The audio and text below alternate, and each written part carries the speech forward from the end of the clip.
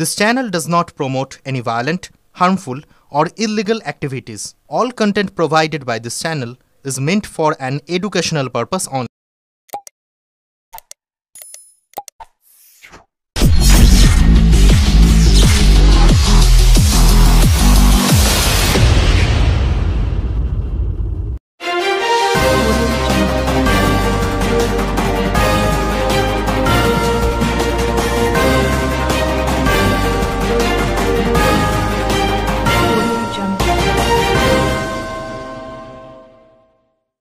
বিগত 2 বছরের ন্যায় এবছরও সমকাল ও বিবৃতি এবং হুগলি চুচুড়া বইমেলার পক্ষ থেকে আজ সারাদিন ব্যাপী আয়োজিত হলো কবিতা উৎসব। ব্যান্ডেলের একটি বেসরকারি প্রাঙ্গণে দুটি মঞ্চে সমান্তরালভাবে চলল এই কবিতা উৎসব। একটি মঞ্চের নামকরণ করা হয় সুকান্ত ভট্টাচার্য জন্মশতবর্ষ মঞ্চ এবং অপরটি নীলরতন কুণ্ডু মঞ্চ। এই দুটি মঞ্চে রাজ্যের বিভিন্ন জেলা থেকে আগত 3 শতাধিক কবিরা সারাদিন ধরে পাঠ করবেন তাদের স্বরচিত কবিতা বলে জানান হুগলি চুচুড়া বইমেলার যুগ্ম সম্পাদক গোপাল চাকি। গোপালবাবু জানান, পাশাপাশি বিভিন্ন কবিতা বিষয়ক আলোচনা সভা, কবিতা প্রতিযোগিতার পুরস্কার বিতরণী সহ বিভিন্ন অনুষ্ঠান আয়োজন করা হয়েছে সারাদিন ব্যাপী। চুচুড়া থেকে আদের রিপোর্ট, আমার কলকাতা নিউজ।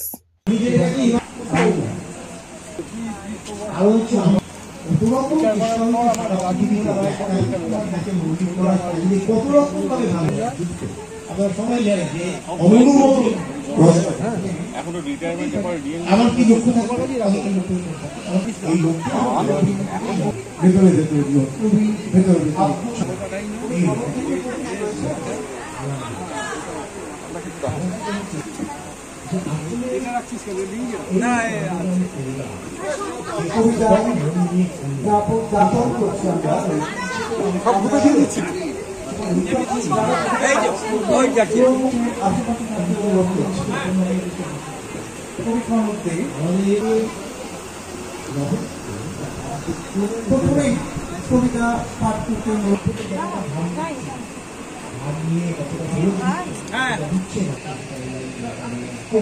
বন্দ্যোপাধ্যায় কবিতা পাঠ চক্রবর্তী কবি চক্রবর্তী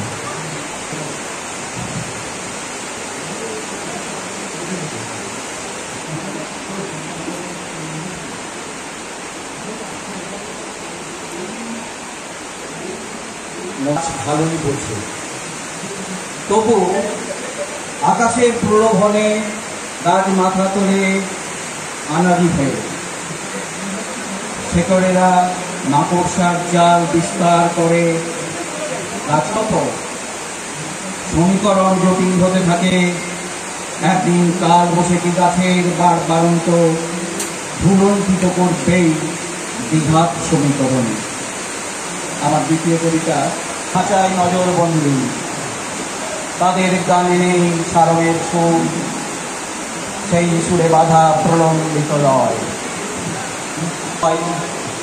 বাকি সব নামহীন পাখি লাগে, তাদের ঠোঁটে থাকে বাবদের ঘ্রাণ, বুকে থাকে দাঁড়ের শব্দ প্রাদুল রোদের ক্লান্ত বিছানায়। নমস্কার।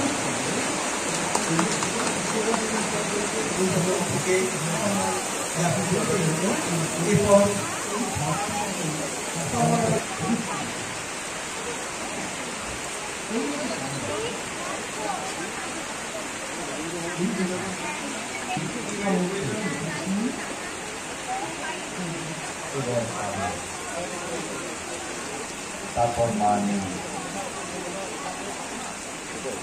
তারপর আমিও নেই। ইজ্জু আছে, স্পষ্ট আছে, তো মাত্রাকে সে দিয়ে লিখবে, সে একটা সে ওই কিন্তু অসমাপ্ত কোনো সম্ভাবনাকে সহ্য করবে না।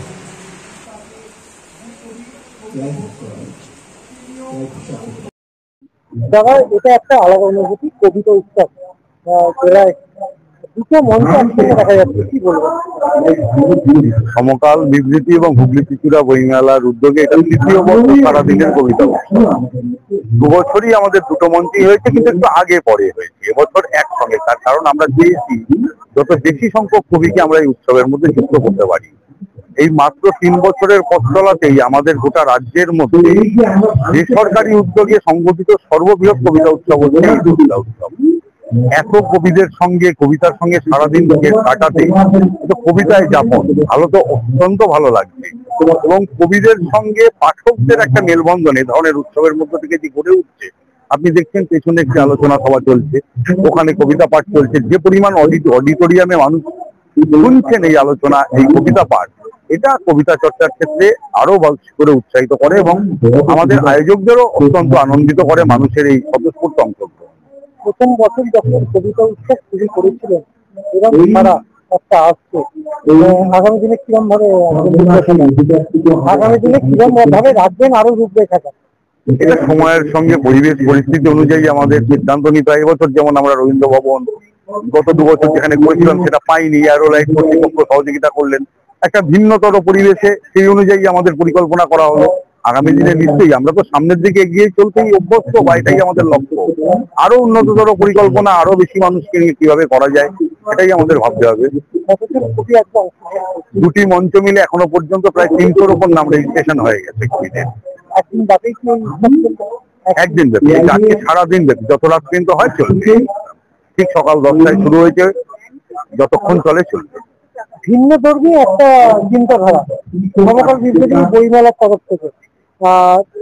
এটা কবিতা উৎসব ছাড়া অন্য কোনো উৎসবের কথা কি আপনারা বইমেলা যেরকম করেন অন্য উৎসবের কোনো চিন্তাভাবনা রয়েছে?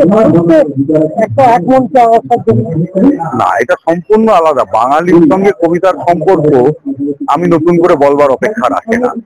আমরা কবিতা উৎসব করি বা বইমেলা করি, সবটার মধ্যে একটা নির্দিষ্ট লক্ষ্য আছে। লক্ষ্য হচ্ছে আমরা সুস্থ সংস্কৃতির পক্ষে মানুষকে সমবেত করতে চাই। অপসংস্কৃতির বিরুদ্ধে দাঁড়িয়ে সুস্থ সংস্কৃতির যে কোনো আয়োজন সমাজ রক্ষার একটা আন্দোলন বলেই আমরা মনে করি, তারই অঙ্গ হিসাবেই আমরা এই কাজ করি।